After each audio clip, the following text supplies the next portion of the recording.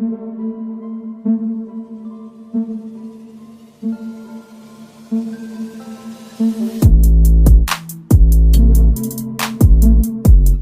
दोस्तों, sky story official में आप सबका स्वागत है।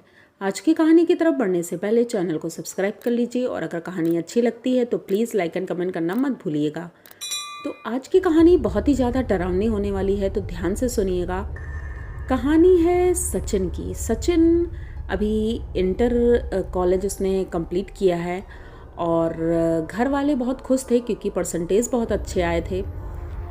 सचिन का एक दोस्त है माधव। माधव बहुत कम परसेंटेज से पास हुआ था, तो सचिन भी इस बात से दुखी था कि अब अच्छे कॉलेज में उसका एडमिशन मेरे साथ नहीं हो सकता है। लेकिन सचिन ने और माधव ने दोनों ने एक कॉलेज में एडमिशन के लिए अप्लाई किया था, लेकिन माधव का नहीं हुआ था, सचिन का हो गया था। अब शहर में एडमिशन होना था। घर वाले बहुत एक्साइटेड थे कि मेरा बच्चा बाहर जाएगा, अच्छे कॉलेज में पढ़ेगा। सचिन भी खुश था, लेकिन कहीं ना कहीं उसके मन में था कि अगर माधव भी होता तो ज़्यादा बेहतर होता। लेकिन अब चलो कोई बात नहीं। माधव कहता है कि मेरे घर वालों की ऐसी स्थिति नहीं है कि इतने अच्छे कॉलेज में पढ़ा सके। अगर एडमिशन हो भी गया तो मैं नहीं पढ़ पाऊँगा। तो सचिन कहता है ठीक है, अच्छा कोई बात नहीं। अब इनके पास एक फ़ोन नंबर था जो दोनों उससे बात किया करते थे। सचिन चला जाता है शहर में, एक हॉस्टल में रहने लगता है और उसकी पढ़ाई अच्छे से चल रही थी। इधर माधव भी अपने काम धंधे में लग गया था अपने पापा के साथ। सब कुछ ठीक चल रहा था। अचानक से एक दिन सचिन का मन होता है कि माधव से बात करे। माधव को फ़ोन मिलाता है, लेकिन माधव से बात नहीं हो पाती है, तो थोड़ा परेशान हो जाता है। लेकिन फिर सोचता है कि चलो 4 दिन बाद अभी घर जाना ही है, दिवाली की छुट्टियाँ आ रही हैं। दिवाली की छुट्टियाँ 6 दिन की रहती हैं, तो वो सोचता है कि चलो ठीक है 6 दिन जाएंगे, एंजॉय करेंगे हम लोग पूरा पहले की तरह, फिर से घूमेंगे तो सब कुछ ठीक होगा। वो घर में बिना बताए एक दिन अचानक से घर आ जाता है। घर वाले भी बहुत खुश होते हैं, चलो अच्छा है सचिन आ गया है। आते ही वो पूछता है कि मम्मी गांव में सब कुछ ठीक है ना? तो मम्मी बोलती हाँ बेटा सब कुछ ठीक है, और तुम कैसे हो? तो सचिन बोलता है कि मैं तो ठीक हूँ। तो सचिन की मम्मी बोलती है अरे बेटा तुमने बताया नहीं, और आज तो हमें शादी में जाना है, मामा के लड़के की शादी है यहीं पास के गांव में। तो सचिन कहता है मम्मी तुम जाओ क्योंकि मैं नहीं जा पाऊँगा और मेरा थोड़ा प्रोजेक्ट है, और क्योंकि दिवाली आ रही है और छुट्टियां मतलब इतनी ही हैं, तो सोच रहा हूँ त्यौहार के पहले मैं अपना काम कर लूँ। तो मम्मी बोलती ठीक है तुम मत जाओ। तो सचिन घर पे ही रुक जाता है और घर के सारे लोग चले जाते हैं। अब घर में सचिन अकेला था और एकदम अकेला। उनकी मम्मी खाना बनाकर चली गई थी। सचिन अपने रूम में बैठे पढ़ाई कर रहा था। रात का लगभग 11 बज चुका था और सचिन को अब मतलब उसका काम कंप्लीट हो गया था, तो उसने सोचा क्यों ना माधव को फ़ोन मिलाया जाए, और माधव अगर जग रहा होगा तो आ जाएगा, तो हम दोनों साथ में बैठेंगे क्योंकि मम्मी लोग तो सुबह तक आने वाली हैं। तो ये माधव को फ़ोन मिलाता है और बाई चांस फ़ोन मिल जाता है। तो माधव फ़ोन उठाता है और ये बताता है कि मैं घर आया हूँ, क्या तुम आ सकते हो? तो माधव कहता हाँ ठीक है।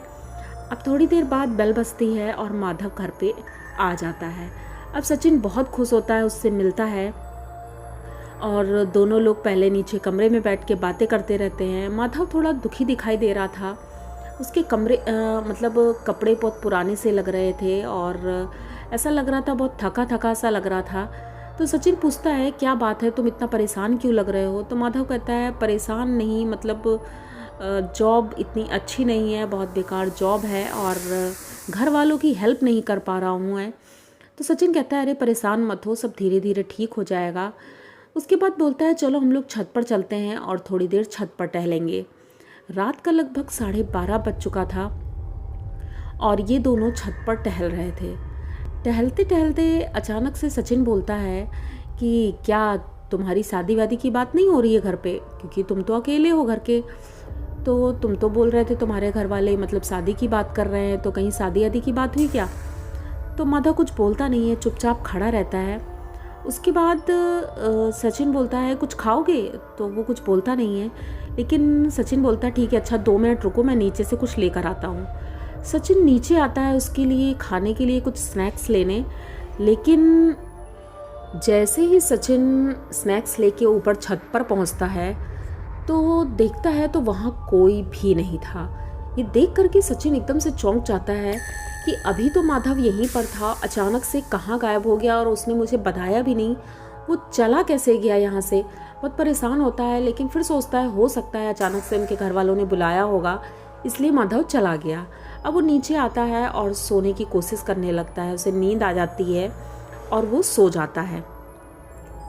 थोड़ी देर बाद अचानक से उसकी नींद खुलती है, पानी पीने के लिए उठता है तो घर में कुछ अजीब सी स्मेल आ रही थी, इसे कुछ समझ में नहीं आता है और पानी पीकर ये फिर जाता है और सो जाता है। सुबह होती है, मम्मी पापा आ जाते हैं और ये गेट खोलने के लिए जब जा ही रहा था तो अचानक से इसका पैर मुड़ जाता है और इसके पैर में चोट लग जाती है। अब ये घर से बाहर नहीं जा पा रहा था, बहुत परेशान था। मम्मी लोग आती हैं, गेट खोलता है तो मम्मी लोग देख के परेशान हो जाती हैं कि बेटा पैर में कैसे चोट लगी। तो उसने बताया मैं जल्दी जल्दी उठकर आ रहा था और पैर में मोच लग गई। तो मम्मी बोलती है ठीक है, अच्छा कोई बात नहीं, चलो मैं गरम पट्टी बांध दूंगी। मतलब जो भी वो ट्रीटमेंट घर का कर सकती थी उन्होंने बताया। अब सचिन की मम्मी खाना बना रही थी और सभी लोग खाना खा रहे थे।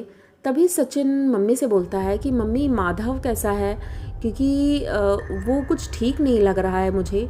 जैसे ही सचिन ने माधव का जिक्र किया तो उनके हाथों से चिमटा नीचे गिर पड़ा और एकदम से वो बाहर आती हैं, बोलती हैं तुम्हें सचिन कहाँ से मिल गया। तो वो बोलता है कि क्यों, क्या हुआ मम्मी। तो कहती नहीं कुछ नहीं, बताओ। तो वो कहता है कि अरे कल शाम को मैंने उसे फ़ोन किया था, वो घर आया था, लेकिन पता नहीं क्यों मतलब अजीब सा लग रहा था वो। तो उनकी मम्मी बोलती है माधव घर आया था। तो सचिन कहता हाँ मम्मी, वो घर आया था और मैंने ढेर सारी बातें की, लेकिन वो बहुत परेशान लग रहा था। अब घर वाले सचिन का मुंह देख रहे थे सब। सचिन सबका फेस देख रहा है, लेकिन उसे समझ में कुछ नहीं आ रहा था। घर वालों ने कुछ बताया नहीं। उसके बाद ये लोग खाना वाना खाते हैं और सचिन से बोलते हैं सचिन तुम आराम करो, हम लोग कल बात करेंगे, क्योंकि शाम हो गई थी। अब शाम के बाद सचिन के पैरों में इतना दर्द हो रहा था, उसे कुछ समझ में नहीं आ रहा था, नींद भी नहीं आ रही थी। तो रात का लगभग वही 11:30 बजा था। ये छत पे जाता है और टहल रहा था वहाँ पे। तो जो माधव था वो बहुत सीधा लड़का था, रात में घर से बाहर नहीं निकलता था और अपने घर ही में रहता था, ज़्यादा इधर उधर की बातों में नहीं रहता था। तो सचिन ने देखा कि माधव एक पेड़ के नीचे खड़ा है और सचिन के घर की तरफ देख रहा है। तो सचिन ने ऊपर से आवाज़ लगाई माधव माधव।